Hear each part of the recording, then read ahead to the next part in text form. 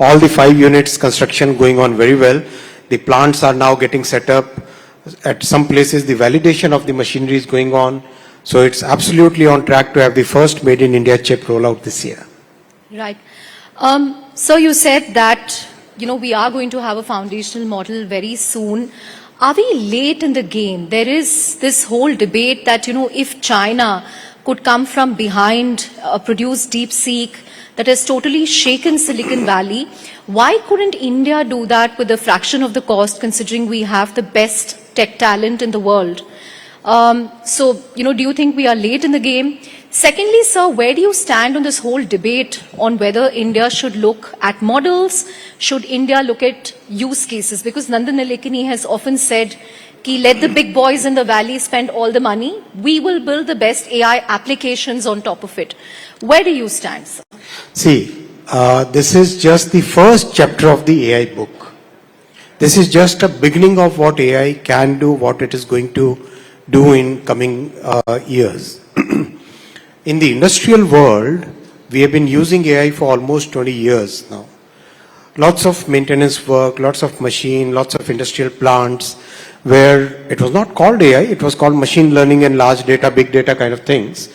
Lot of IoTs, lot of sensors, lots of those things were already happening in the industrial world.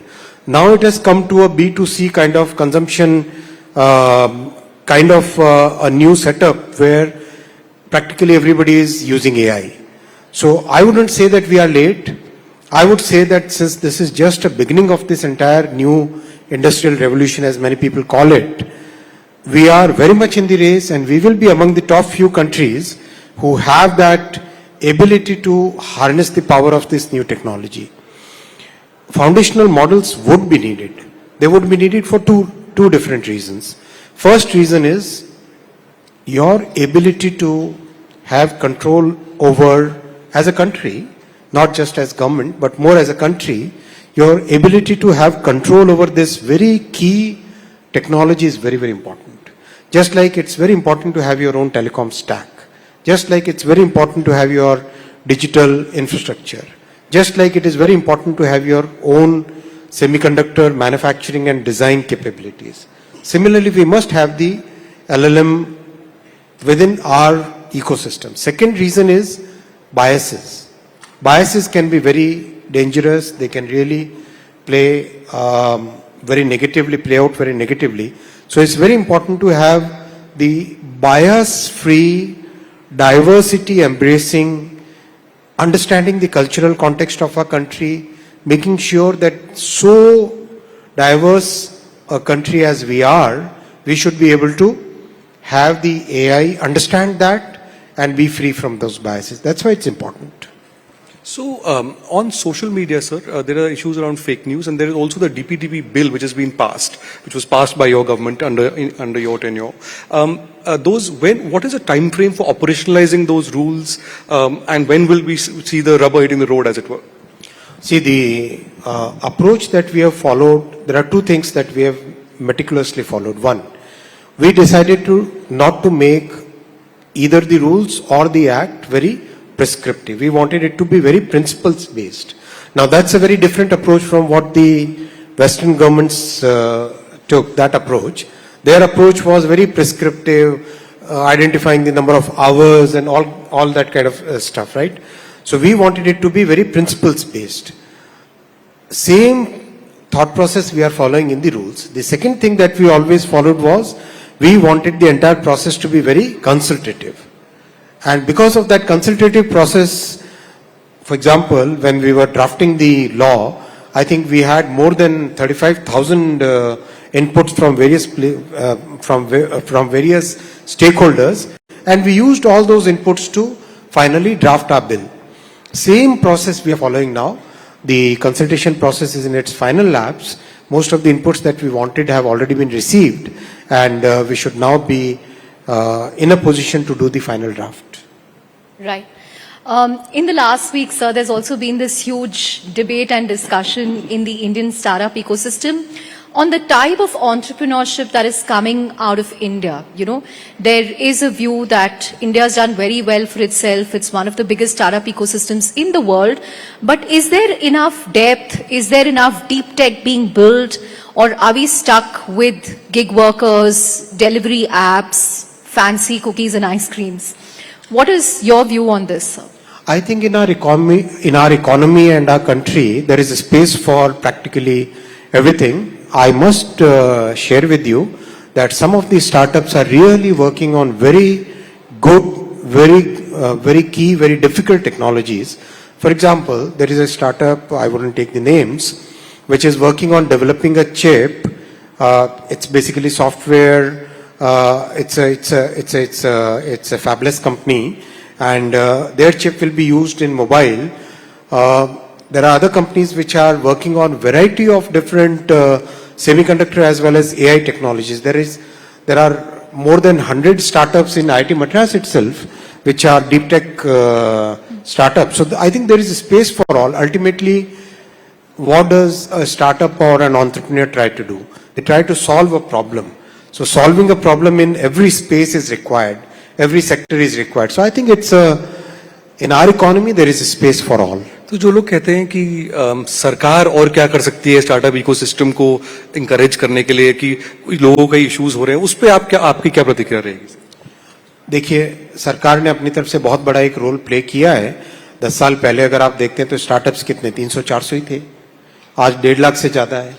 सरकार ने एक पूरा एक environment create किया जिससे भारत एक 3rd लार्जेस्ट स्टार्टअप इकोसिस्टम बना है. सभी का रोल होता है.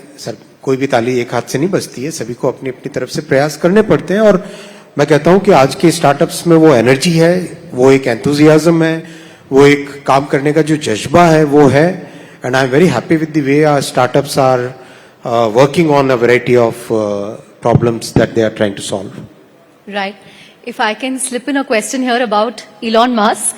You know, on the one hand, the government has sort of rolled out the red carpet with respect to Starlink. But on the other hand, we are also seeing a very fierce battle where Elon Musk's ex has sued the Indian government in court because of the Sahyog portal. As the nodal minister, where do you stand on this? Listen, this is not the first time that social media platforms have filed cases or suits against government. It's a very common thing, and ultimately every company, whichever company, has to work within the framework of the constitution and the framework of the laws that are passed by the parliament. Talking about social media, sir, do you think the scope of the broadcast bill needs to be widened to also look at influencers, content creators, considering what happened recently with the whole Ranveer Alabadia and Samay Raina episode? See, end of the day, we must understand that we are all living in a society. We are all living in a particular cultural context. We are all having friends, neighbors, children. Everybody is connected with each other. So we must, as users of technology, whether we are content creators or we are consumers of technology, we should understand what is our responsibility, and we should try to be, I would say, as a citizen or as a user, we should try and see what my own boundaries should be. I should be able to define that and work within that. Making, let's say, if you are in your own living room, 4-5 persons, those jokes would be very different from a platform where you are basically broadcasting to the entire world what you want to say. Then we must understand that we are living in a social context, and I would say that we should understand that as a social responsibility. Ashwini ji, आपकी सरकार ने make in India पर बहुत जोर दिया है.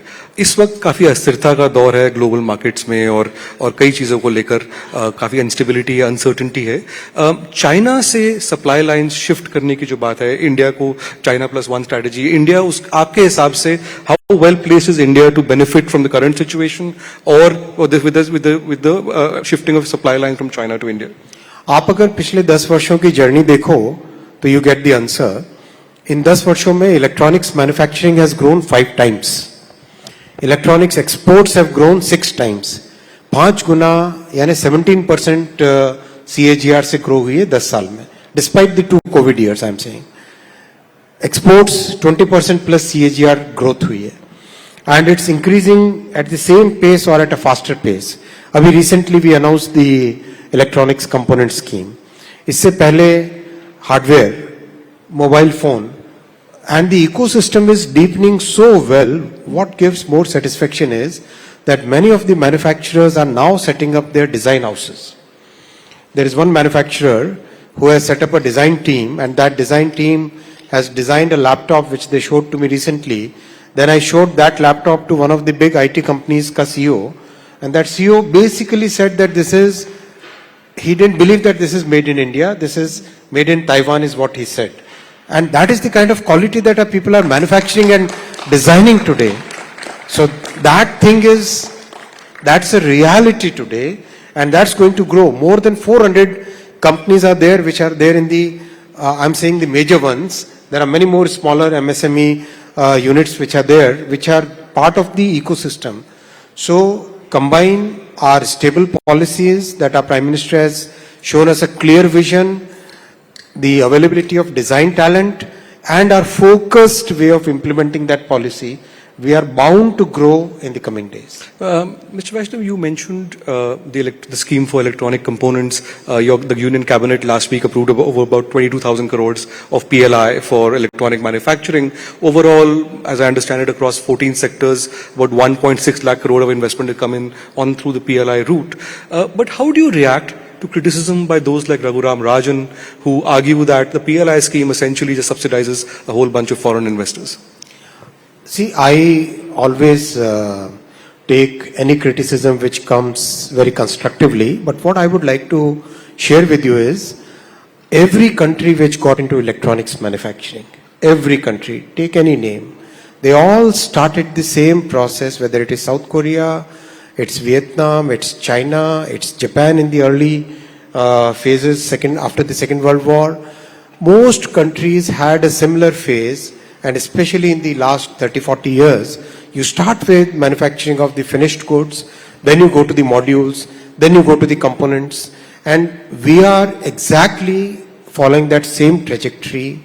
We started with finished goods, now we are into and we already do modules, now we are already in the component stage.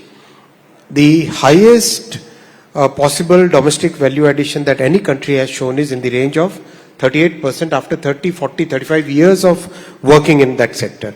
Within very small time span of 10, 11 years, we have already reached 20% plus. And we are going to double this in the coming 5 years. So it's a very systematic, methodical journey. And to the critics, I would like to point out, electronics manufacturing is today giving good, meaningful employment to 25 lakh people, and some of these employment, and a large number of this employment is for young women coming from rural areas where with very little education but very good, strong determination to make a difference, to work in sophisticated technologies. I like to give one example where I visited one of the factories, one of the plants. The girl was from a village of Bihar, and she said that when she goes back to the village, गांव जब वापस जाती है तो गांव के प्रधान से ज्यादा इज्जत उसको मिलती है, क्योंकि जब वो बताती है कि मैं मोबाइल फोन मैन्युफैक्चर करती हूं. It's a very touching human thing. That's an amazing anecdote, Mr. Vaishnaw. I just wanted to also ask you about phone manufacturers, right? So some of the biggest phone manufacturers in India are Chinese makers like Oppo and Vivo, more than Apple in India sales. So would they be eligible for PLI? There have been reports that the government has encouraged these companies to enter into joint ventures with Indian companies. How is this going to work? Listen, any country or any company which wants to come and work in India, they have full freedom to work, and companies generally prefer joint venture mode when they want to go up the learning curve at a faster pace. Ashwini ji, the Katra Srinagar Vande Bharat will be inaugurated by the Prime Minister in next 9-10 days or so. How symbolic is this in the idea of India, and also on the Vande Bharat project overall. At last count, करीब 136 Vande Bharat चल चुकी हैं. ये number कहाँ तक जाएगा? नहीं already 118 या उससे ज्यादा सर्विसेज ऑलरेडी चल रही है. 36 कहाँ? 36 136 में कह रहा था. हाँ 136 अभी चल रही है. And manufacturing is continuously happening. So I think that's and people like it. Some of the parameters Vande Bharat is actually better than some of the best trains in the country, as you are aware. Acceleration pay, noise level inside the train, the vibration levels. That's because the design has been done with lot of thought in it. देखिए कश्मीर और जम्मू को, श्रीनगर को और जम्मू को जोड़ने का, ये rail से जोड़ने का, ये एक बहुत बड़ा सपना है देश का. और इस सपने को प्रधानमंत्री श्री नरेंद्र मोदी जी ने अपनी बहुत स्ट्रांग संकल्प के साथ, this is a project which required tremendous tenacity, tremendous design work, lots and lots of engineering inputs were there. It's a very difficult project, but ये प्रधानमंत्री जी का पॉलिटिकल विल पावर है, पॉलिटिकल क्लैरिटी है, जिसके कारण ये प्रोजेक्ट कंप्लीट हो पाया. Ashwini ji, let me ask you about safety, क्योंकि जब जहां तक कवच सिस्टम की बात है, इसके बारे में कई बात होती है. जब इसका पहला टेस्ट हुआ था तो आप खुद बैठे थे उस इंजन में रेलवे बोर्ड के ऑफिशियल्स के साथ लास्ट मिनट तक. You sat there yourself. When do we expect the kavach system to be implemented across the country and us to go to zero accident rates? बहुत significant progress हुई है compared to the period 10 years before. We have already reduced the number of incidents by almost 80%. That is the improvement which has happened in the last 10 years, and that improvement is now significantly moving forward in a big way. Kavach ka that particular thing was the time when it was in its preliminary design phase. That was version 3.2.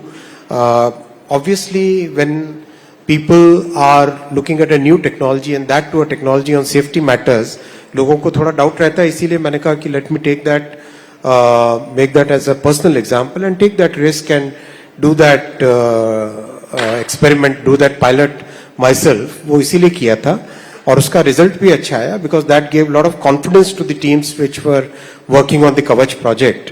और अच्छी progress है. अभी 10,000 लोगों पे लगाने का काम चल रहा है. अबाउट 15,000 किलोमीटर्स लगाने का काम चल रहा है.